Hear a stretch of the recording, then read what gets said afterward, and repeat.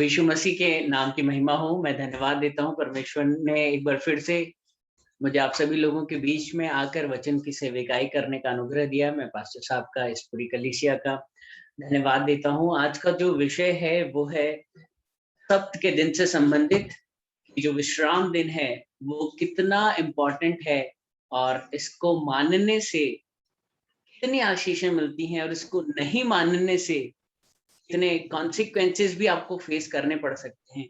ये मैं पर्सनल कोई आपको वचन नहीं बोल रहा हूँ, मैं वचन से बताऊँगा आपको। तो जो भी है वो परमेश्वर की तरफ से है, आप इसे ध्यान से सुनें और अद्भुत आशीषें आपके जीवन में खुलेंगी। आपको परमेश्वर आज कुछ सिखाए और मुझे भी सिखाए। आइए हम मनन करेंगे। मैं प्रार्थना करता हूँ पवित्र आत्मा जी से कि वो मेरी ज़ुबान पर और मेरे दिमाग पर नियंत्रण लें, ताकि मैं जो भी कहना चाहता हूँ मैं वही कहूँ। किसी का अनम्यूट है आई गेस, कोई अनम्यूट है मुझे ऐसा लगता है, तो please try to mute yourself. प्रभु आपको ब्लेस करे। आइए हम पहला वचन देखेंगे, उत्पत्ति की किताब उसका दूसरा अध्याय और उसकी 2 से लेकर 3 आयत तक। उत्पत्ति की किताब उसका दूसरा अध्याय और उसकी 2 से लेकर 3 आयत तक मैं आपके लिए पढ़ूंगा। यहाँ पर इस प्रकार से लिखा है, और परमेश्वर ने अपना काम जिसे वह करता था 7वें दिन समाप्त किया और उसने अपने किए हुए सारे कामों से 7वें दिन विश्राम किया। क्या किया? 7वें दिन विश्राम किया। और परमेश्वर ने 7वें दिन को आशीष दी और पवित्र ठहराया, क्योंकि उसमें उसने अपनी सारी सृष्टि की रचना के सारे काम से विश्राम लिया। यहाँ पर क्या लिखा है? और उसने अपने किए हुए सारे काम से 7वें दिन विश्राम किया। विश्राम, विश्राम कौन करता है? जो थकता है। आपको क्या लगता है, परमेश्वर थकता है? कितने लोग हाथ उठाएंगे कि परमेश्वर थकता है ना? उसकी जो सामर्थ है उसका ना ही कोई आदि है ना ही कोई अंत। वो कभी थकता नहीं है ना? बाइबल में लिखा है वो ना कभी ऊँघता है ना कभी सोता है ना? वो थकता भी नहीं। विश्राम किया लिखा है। जैसे विश्राम करने वाली अवस्था को देखिए आप। दिन भर से काम में थे, बहुत मेहनत करी आज आपने अपने वर्क प्लेस पर, और शाम तक जब घर पहुंचे तो बड़े हाथ पांव दर्द हो रहे हैं।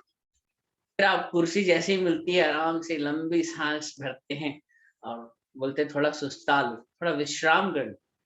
तो परमेश्वर कभी ऐसे थक कर बैठा होगा आपको क्या, ओ 6 दिन बहुत काम कर लिया, अब थोड़ा सुस्ता लो, अब विश्राम कर लो? जी नहीं। विश्राम परमेश्वर कब कर रहा है? आप देखेंगे परमेश्वर ने 6 दिन सब कुछ बनाया और हर एक चीज को परमेश्वर ने देख कर कहा, एक नजर मारी कि हाँ सब कुछ बहुत अच्छा है, सब कुछ बहुत अच्छा है। लेकिन जब उसने वो निगाह मारी तो मैं कहता हूँ कि वो सरसरी तरीके से देखा परमेश्वर, और अपनी सृष्टि को जो उसने बनाया था 6 दिन, उसके साथ और टाइम स्पेंड करना चाहता था, उसे और बारीकी से वो देखना चाहता था, उस सृष्टि के साथ वो समय बिताना चाहता था 7वें दिन।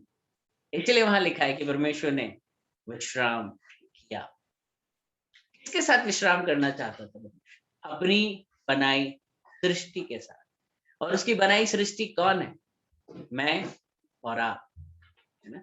तो हमें इस बात को समझना है कि हम सबको उत्साह होता है कि हमें संडे जाना है, अपने परमेश्वर के साथ समय बिताना है, अपने सृष्टिकर्ता के साथ समय बिताना है। जितनी डेस्परेशन आपको है आपके सृष्टिकर्ता के साथ एक दिन बिताने की, वैसे ही कुछ डेस्परेशन उस सृष्टिकर्ता को भी है कि वो अपनी सृष्टि के साथ भी, है ना, एक दिन और क्लोजनेस में, है ना, वो दिन बिताए, है ना। और यहाँ पर हम देखेंगे अगली आयत क्या लिखा है, निर्गमन की किताब उसका 20वां अध्याय और उसकी 8 से लेकर 11 आयत तक। निर्गमन की किताब का 8वां अध्याय, सॉरी माफी चाहूंगा, 20वां अध्याय और उसकी 8 से लेकर 11 आयत तक। यहाँ पर इस प्रकार से लिखा है, विश्राम दिन को पवित्र मानने के लिए स्मरण रखना। ये बहुत जरूरी बात है। प्रभु क्या बोल रहे हैं कि तू विश्राम दिन को पवित्र मानने के लिए स्मरण रखना, भूल नहीं जाना।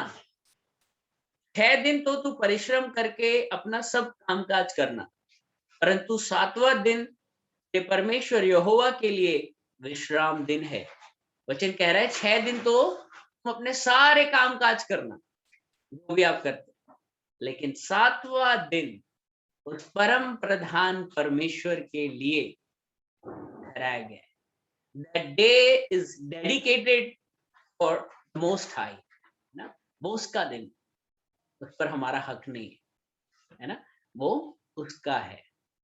ठीक है, और परमेश्वर का वचन आगे कहता है कि उसमें ना तो किसी प्रकार का कामकाज करना, और ना तेरा बेटा, न तेरी बेटी, न तेरा दास, न तेरी दासी, न तेरे पशु, न कोई परदेशी जो तेरे फाटकों के भीतर हो।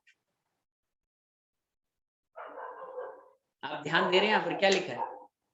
न तू, न तेरा बेटा, न बेटी, न तेरे दास, न दासियां, न पशु, न उसमें लिखा है ना ही कोई परदेशी जो तेरे फाटकों के भीतर। बहुत बार क्या होता है कि हम विश्राम दिन को मानने से क्यों चूक जाते हैं? हम संडे को क्यों नहीं आते? हम कहते हैं कि मेरे घर में गेस्ट आए हुए, लेकिन वचन क्या कहता है कि उस दिन ना तो तेरे बेटे बेटियां, ना तेरे दास दासियां, ना तेरे पशु, इवन यहाँ लिखा है और कोई भी अगर परदेशी तेरे फाटकों के अगर अंदर है, तेरे फाटकों के अगर अंदर है मतलब तेरे घर में आया हुआ है, तेरे घर की बाउंड्री के अंदर रह रहा है, उसको भी ये नहीं कि यार आज तो कहीं घूमने चलते, वो भी घूमने चले गए, आप भी घूमने चले गए, विश्राम दिन वहीं का वहीं धरा का धरा रह गया, है ना। उस दिन क्या करना है? कोई अगर गेस्ट भी आए तो उसको बोलना है भाई आज तो कोई प्लान नहीं, नो प्लान फॉर टुडे, आज परमेश्वर का दिन है, मैं भी संगति करने के लिए चर्च जाऊंगा और आप भी मेरे साथ संगति करने के लिए चर्च चले ना। उस दिन कोई और बहाना या कोई ट्रिप या आउटिंग नहीं। सबसे पहला आपका जो लक्ष्य होना चाहिए कि मुझे आज परमेश्वर के साथ संगति करनी है। यहाँ क्या लिखा है? ना तेरा दास, ना तेरी दासी। आपके घरों में भी अगर नौकर आते हैं, आपको कोई नियम में बांधने की, व्यवस्था में बांधने की बात नहीं कह रहा हूं, अगर आपके घर में भी कोई नौकर आता है काम करने के लिए या कोई नौकरानी आती, अगर वो प्रभु में नहीं है तो भी आप उन्हें विश्राम दीजिए, तो भी कम से कम एक दिन विश्राम उन्हें दीजिए। और अगर वो प्रभु में नहीं है तो कोशिश करिए कि वो प्रभु में आए। आपके घर के अंदर आने वाला कोई भी जन बिना प्रभु का सुसमाचार सुने, बिना प्रभु का सुसमाचार सुने जाना नहीं चाहिए। मेरी आदत है, मेरे घर में इलेक्ट्रीशियन आया, मैंने उसको सुसमाचार सुनाया, वो अपनी वाइफ को लेकर चर्च आया, उसे 4 साल से उसकी वाइफ को स्किन की प्रॉब्लम थी, उसका नाम शिवम था, हालांकि वो नहीं आ रहा, पता नहीं कहाँ है, बट आया वो, कम से कम 2-3 महीने वो आया, उसकी वाइफ को चंगाई मिली, और चंगाई मिलने के बाद जैसा होता है अक्सर बहुत से लोग गायब हो जाते, उसको ये बात तो पता चल गई कि हाँ यीशु के भवन में जाने से छुटकारा मिलता है। वो सिर्फ मेरे घर गीजर लगाने के लिए आया था, मैंने उसे वचन सुनाया, तो 3 महीने उसने संगति करी, वचन गया, बीज गया, कहीं ना कहीं काम करेगा। कोई भी हो, दास दासियां, है ना, आप अगर वो प्रभु में नहीं है तो प्रभु में लाने की कोशिश करें। और उस दिन कहें कि तू मुझे घर में नहीं दिखना, घर नहीं आना काम करने के लिए, उस दिन तू मुझे चर्च में मिलना। खुद भी चर्च जाए, अपने दास दासियों को भी चर्च में जाने के लिए प्रेरित करे, उन्हें छुट्टी दे, उन्हें भी विश्राम दे, है ना।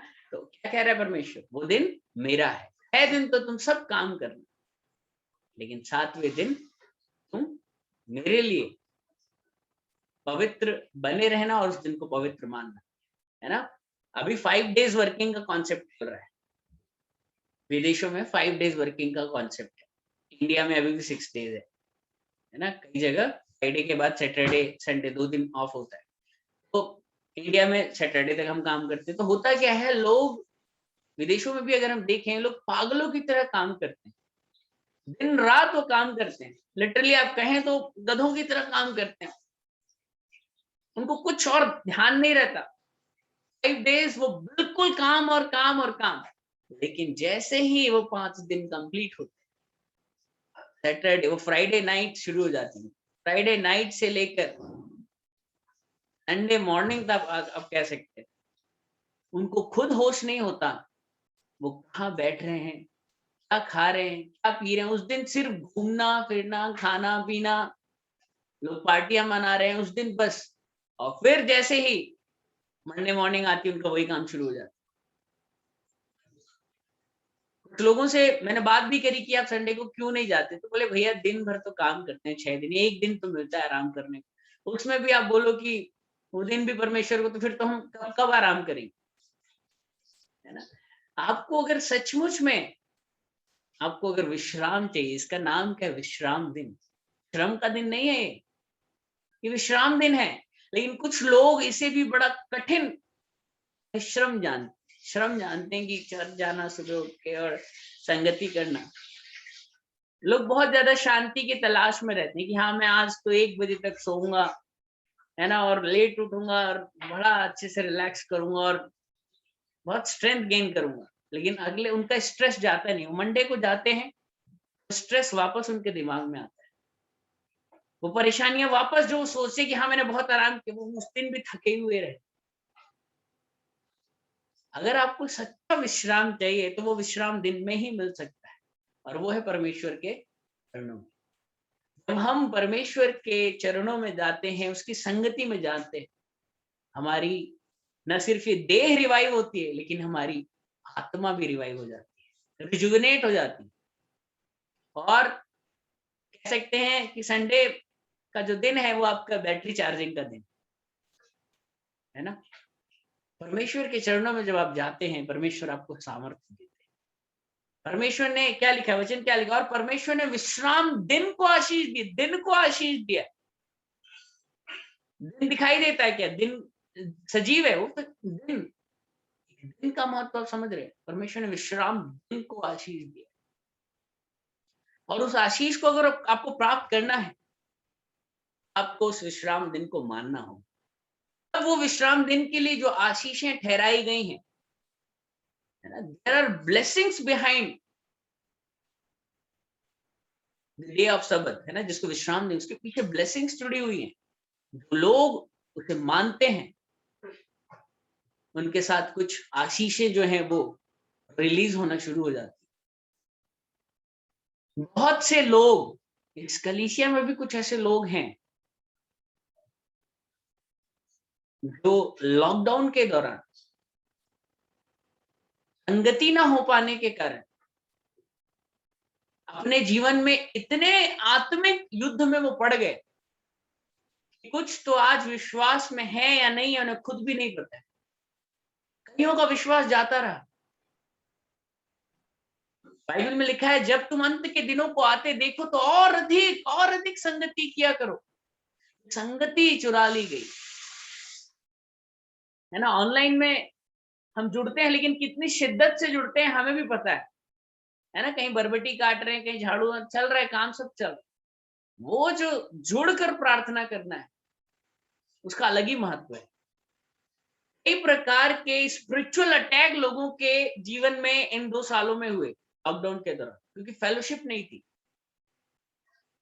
लॉकडाउन से पहले वो बराबर संडे आते थे, कॉटेज मीटिंग्स में आते थे, उनकी स्पिरिचुअल लाइफ बहुत सही थी। They are not struggling in their life, but जैसे जैसे जैसे जैसे फेलोशिप चली गई, बहुत सारे लोगों ने कई तरीके के अटैक्स को अपने ऊपर पाया। कि जब हम परमेश्वर की संगति में जाते हैं, उसके भवन में जाते हैं, तो अलग ही ब्लेसिंग, एक अलग ही अनॉइंटिंग रिलीज होती है, जो आपको स्पिरिचुअल अटैक से बचाती है, जो आपको विश्वास में बने रहने में मदद करती है, अंधकार को आपके जीवन में काम नहीं करने देती। जैसे बहुत से लोग हैं जो बैकस्लाइड हुए, लेकिन हमें परमेश्वर का धन्यवाद देता हूँ कि परमेश्वर ने हमें फिर से अनुग्रह दिया है कि हम एक बार फिर से उस यूनिटी को, उस सेकंड ब्लेसिंग को पाने के लिए हम जा रहे हैं। इसके बाद हम कुछ बातें और देखेंगे। यहाँ पर लिखा है, लय व्यवस्था की किताब उसका 23वां अध्याय उसकी 3री आयत। लय व्यवस्था की किताब उसका 23वां अध्याय उसकी 3री आयत, यहाँ पर इस प्रकार से लिखा है, 6 दिन काम काज किया जाए, पर 7वां दिन परम पवित्र परमेश्वर का विश्राम दिन हो और पवित्र सभा का दिन कहलाए। कुछ ट्रांसलेशन में अलग लिखा है, एक दूसरे ट्रांसलेशन में जो लिखा है वो आपके लिए पढ़ रहा हूँ। 6 दिन कामकाज किया जाए, पर 7वां दिन परम विश्राम का और पवित्र सभा का दिन है। मैं आपका ध्यान इस बात पर लेकर जाना चाह रहा हूँ। पहला क्या लिखा है? परम विश्राम का, और उसके बाद लिखा है पवित्र सभा का दिन है। आप पढ़ सकते हैं लय व्यवस्था की किताब, उसका 23वां अध्याय की 3री आयत। यहाँ क्या लिखा है? पवित्र सभा का दिन है।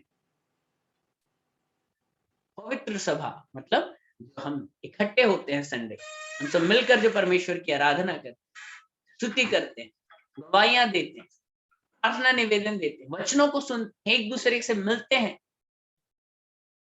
किसके नाम के लिए? परमेश्वर के नाम के लिए, है ना? तो ये दिन किसका दिन है?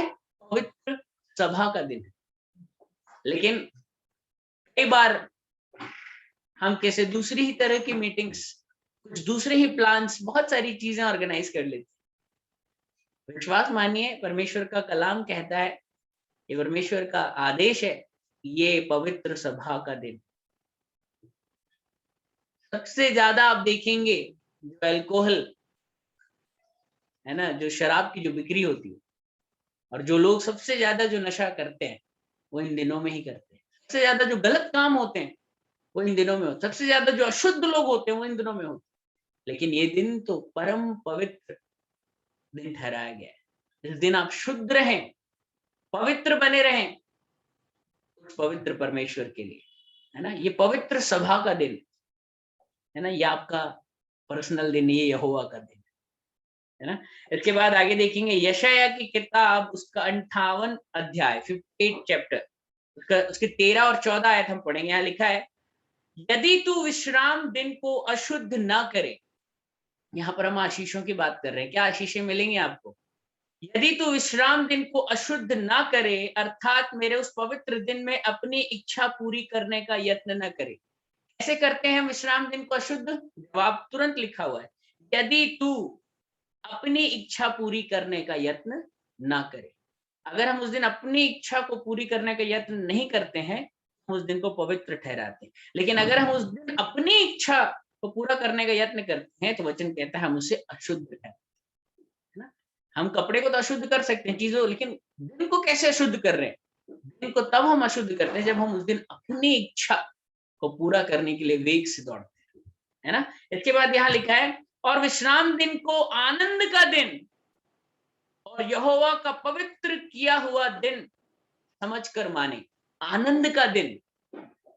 अभी लोगों ने कितना फेस्टिवल मनाया, कितने पटाखे वो अभी फूट रहे हैं, ये जला, ये आनंद लोगों को दिख रहा है। मैंने तो जिस जिस घर में ये जलते देखे, मैंने बोला परमेश्वर तेरे नाम से इस घर का अंधियारा चला जाए। जितने घरों में रोशनी देखी, मेरे को एहसास हुआ बहुत काम बाकी है। अभी इन घरों में सच्ची ज्योति आना भी बाकी। इनको तो पता ही नहीं है हु इज लाइट, वो एक अलग बात है। तो मैं आपको क्या कह रहा हूँ, इस दिन को आनंद का दिन मानना है। It's a day of great Joy, it's a day of great Joy. लेकिन कई बार बहुत, ओहो कल भी चल जाना है, कितने बजे जाना, 9:30, ठंड में थोड़ा आ रहा है, फॉर्मेलिटी आ रही है, अरे जाना पड़ेगा, पास्टर साहब बुरा माने। अंदर से आना चाहिए, कल संडे है, कल एक सेलिब्रेशन का डे है, कल एक नई आशीष मेरे लिए रिलीज होने जा रही है, कल एक नया छुटकारा मुझे मिलने जा रहा है, कल मैं एक नए स्पिरिचुअल रिलम में जुड़ने जा रहा हूँ, कल एक अद्भुत बात मेरे जीवन में। एक्सपेक्टेशन लेकर जब आप जाएंगे ना तो जॉय रहेगा। लेकिन आपको लगे हाँ हर बार जाते हैं वहीं सूखे जाते हैं, सूखे आ जाते हैं, वो मूसलाधार बारिश है ना। आपको पता है जब एलिया ने प्रार्थना, मूसलाधार बारिश, उम्मीद लगाएंगे तभी तो बारिश होगी, लेकिन फॉर्मेलिटी के लिए जाएंगे तो फॉर्मेलिटी ही रह जाएगी। इसको आनंद का दिन माने और यहोवा का पवित्र किया हुआ दिन समझकर माने। और यदि तू इसका सम्मान करे, अगली बात लिखी है, यदि तू इसका सम्मान करे, we have to honour this day, we don't have to take this day very lightly, हमें इसका ऑनर करना है इस दिन का। यदि तू इसका सम्मान करे और अपने मार्ग पर ना चले, अपनी इच्छा पूरी ना करे, अपनी ही बातें ना बोले, तो यहोवा के कारण सुखी होगा। तीन बातें लिखी हैं यहाँ पर। यदि तू इस दिन का सम्मान करे, यदि तू अपने मार्ग पर ना चले, यदि तू अपनी ही इच्छा पूरी ना करे, यदि तू अपनी ही बातें ना बोले, इनफैक्ट 4 है, तो यहोवा के कारण, reason of your comfort, reason of your peace is lord यहोवा। क्या लिखा है? तो तू उसके कारण, और इन 4 बातों को जो आपने माना है, इनके कारण तू सुखी होगा, सुखी होगा। कहते ना, क्या बोलते हैं, सर्वे भवन्तु सुखी ना, बोलते सब सुखी हो, हर तरफ सुखी और एक खुशहालीपन का एहसास होगा। आपके बच्चों के अंदर आपको एक खुशहाली दिखेगी, आपके काम काज में, आपके घर के अंदर आपको एक सुखी होने का एहसास होगा। स्ट्रेस में, परेशानी में, पीड़ा में नहीं, सुखी होने का एहसास अगर आप चाहते हैं, 4 बातें है ना। इस दिन का सम्मान करना है, अपने मार्ग पर नहीं चलना है, यहोवा के मार्ग पर चलना है, यहोवा की विधि और उसकी इच्छा को पूरा करना है, अपनी ही बातें नहीं बोलना है ना। ये सब बातें अगर आप करेंगे तो आप यहोवा के कारण आप सुखी होंगे। और उसके बाद लिखा है, और मैं तुझे देश के ऊंचे ऊंचे स्थानों पर चलने दूंगा। प्रभु कह रहे हैं अगर आप इस विश्राम दिन को मानेंगे तो क्या होगा, परमेश्वर आपको ऊंचे ऊंचे स्थानों में चलने देंगे। ऊंचे ऊंचे स्थान समझ रहे हैं आप? ऐसे स्थान जहां पर आपकी जाने की ख्वाहिश, ऐसी जगह है जहां पर बैठने की आपकी ख्वाहिश। बहुत सारे लोगों को विदेशों में घूमना है, बहुत सारे लोगों को 5 स्टार है ना होटल में जाना है, बहुत सारे लोगों को हवाई सफर, बहुत चीजें हैं, बहुत सारे लोगों को बहुत कुछ मन में है। वो लोगों ने कुछ हाई प्लेसेस बना रखे, ऊंचे ऊंचे स्थान, स्वर्ग की बात कर रहा है परमेश्वर। आपको ऊंचे ऊंचे स्थानों में चलने देगा, आपकी पहुंच तीसरे स्वर्ग तक होगी। आप स्वर्ग में चलने फिरने वाले, यीशु के साथ टहलने वाले बने। और अगर आप इस दुनिया के भी सो कॉल्ड जो ऊंचे ऊंचे स्थान आपके दिमाग में, परमेश्वर वो भी पूरे करे। परमेश्वर आपको ऊंचे ऊंचे स्थानों में, you will walk in the roads of heaven if you will obey the day of the Lord। के बाद लिखा है यहाँ पर, और मैं तेरे मूल पुरुष याकूब के भाग की उपज में से तुझे खिलाऊंगा। क्या लिखा है? मूल पुरुष याकूब भाग की उपज में से तुझे खिलाऊंगा। इजराइल की आशीषें। पता है आपको, इजराइल नक्शे से ही गायब हो गया था। 1948 में एग्जिस्टेंस में आया। इजराइल कभी मिट नहीं सकता, इजराइल कभी मर नहीं सकता, बर्बाद नहीं हो सकता, क्योंकि उसका परमेश्वर यहोवा है। इजराइलियों की आशीषें है ना, जो भी यीशु मसीह पर विश्वास करता है वो इजरायली है। हम कहने के लिए तो हमारी नागरिकता इंडियन सिटीजनशिप लिख सकते हैं, but actually those who are believing in lord Jesus Christ, they are heir of blessings of Abraham and they are Israelites. वो इजराइलाइट्स हैं। और जो इजरायलियों को जो आशीषें परमेश्वर ने दी थी, वो आशीषें आपके भी जीवन में आना शुरू हो जाएंगी। प्रभु कह रहे हैं, मैं याकूब की उपज में से तुझे खिलाऊंगा। जो उसके हिस्से की जो उपज है, जो फसल है, जो उसके लिए स्टोर करी गई, उसमें से परमेश्वर आपको खिलाएंगे। इसके बाद हम एक वचन और बोलकर खत्म करेंगे। आपने ब्लेसिंग्स देखी, now will talk about the punishments and consequences. इसके लिए हम देखेंगे यहेजकेल की किताब, उसका 20वां अध्याय, उसकी 12 से लेकर 16 आयत तक। यहाँ पर लिखा है, फिर मैंने उनके लिए अपने विश्राम दिन ठहराए, जो मेरे और उनके बीच चिन्ह ठहरे। आपको पता है विश्राम दिन क्यों ठहराया परमेश्वर? वाचा का एक साइन देने के। वो बोलते मेरे और उनके बीच में एक चिन्ह होगा, वी आर वन। ठीक है, चिन्ह होगा, वे जाने कि मैं यहोवा उनका पवित्र करने वाला हूं। तो दैट इस चिन्ह के कारण, इस सप्त डे के कारण, इस विश्राम दिन के कारण हमें पता चले वो हमारा सैंक्टिफायर है, वो हमें पवित्र करने वाला परमेश्वर। इसका लिखा, तो भी इज़राइल के घराने ने जंगल में मुझसे बलवा किया, मेरी विधियों पर न चले और मेरे नियमों को तुच्छ जाना। क्या लिखा है? वो मेरी विधियों पर न चले, मेरे नियमों को तुच्छ जाना, जिन्हें यदि मनुष्य माने वह उनके कारण जीवित रहेगा। परमेश्वर का वचन कह रहा है, उन्होंने मेरी विधियों को नहीं माना, मेरे नियमों को नहीं माना। उसके बाद वचन कह रहा है, जिन्हें यदि मनुष्य माने वह उनके कारण जीवित रहेगा। और उन्होंने मेरे विश्राम दिन को अति अपवित्र किया। उन्होंने मेरे विश्राम दिन को अति अपवित्र किया। तब मैंने कहा, मैं जंगल में इन पर अपनी जलजलाहट भड़काकर इनका अंत कर डालूंगा।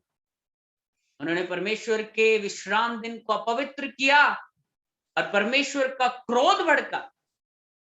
परमेश्वर की जलजलाहट, परमेश्वर का क्रोध कई बार इस विश्राम दिन को अपवित्र करने के कारण, इसको सम्मान न देने के कारण, इसे एक आनंद का दिन न मानने के कारण, इसे यहोवा का दिन न मानने के कारण, अपनी इच्छा पर चलने के कारण कई लोगों पर परमेश्वर की जलजलाहट भी आ सकती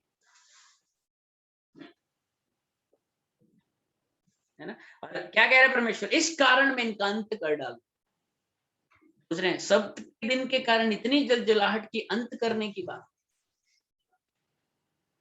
इसके बाद हम आगे जाएंगे। उसके बाद यहां लिखा है कि इस कारण से मैं उस नगर में जिसमें दूध और मधु की धाराएं बहती हैं उसमें इन्हें न पहुंचाऊं। इसके बाद आगे आप पढ़ेंगे, उसी आयत में लिखा है कि इस कारण से मैं उस नगर में, उस प्रॉमिस लैंड में, उस ब्लेसिंग्स के, आप कह सकते हैं उस स्थान में मैं इन्हें नहीं पहुंचाऊंगा जहां पर दूध और मधु की धाराएं बहती हैं। आप आज अब अपनी आशीषों से वंचित हैं। तो प्रॉमिस लैंड में वो वाचाएं, वो प्रतिज्ञाएं जो आपके लिए रखी, बड़ी बड़ी प्रोफेसीज आपके लिए हुई, लेकिन वो पूरी क्यों नहीं हो रही? There are problems in our life. Can we put in the charging?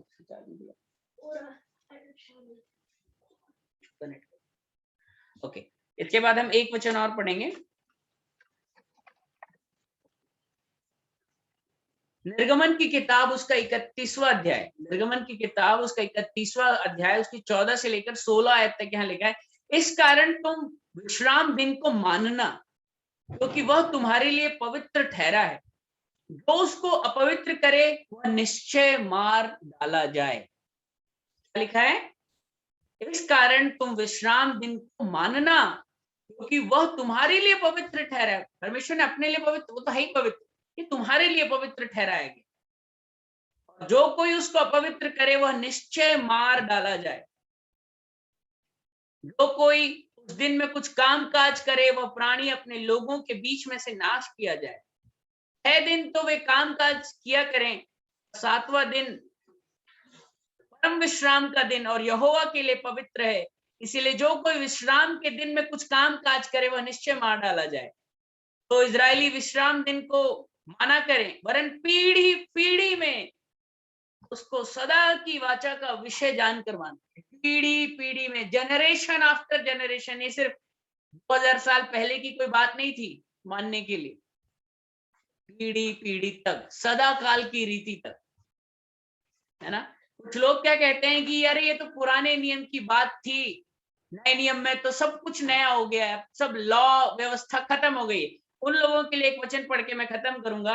इसके लिए आप देखेंगे मत्ती की किताब उसका 5वां अध्याय, उसकी 17 से लेकर 20 आयत तक यहाँ लिखा है, यह ना समझो कि मैं व्यवस्था या भविष्यद्वक्ताओं की पुस्तकों को लोप करने आया हूं। लोप करने नहीं परंतु पूरा करने आया हूं। क्योंकि मैं तुमसे सच सच कहता हूं कि जब तक आकाश और पृथ्वी टल न जाए तब तक व्यवस्था से एक मात्रा या एक बिंदु भी बिना पूरे हुए नहीं टलेगी। इसीलिए जो इन छोटी से छोटी आज्ञाओं में से किसी एक को तोड़े और वैसा ही लोगों को सिखाए वह स्वर्ग के राज्य में सबसे छोटा कहलाएगा। परंतु जो कोई उनका पालन करेगा और उन्हें सिखाएगा वही स्वर्ग के राज्य में महान कहलाएगा।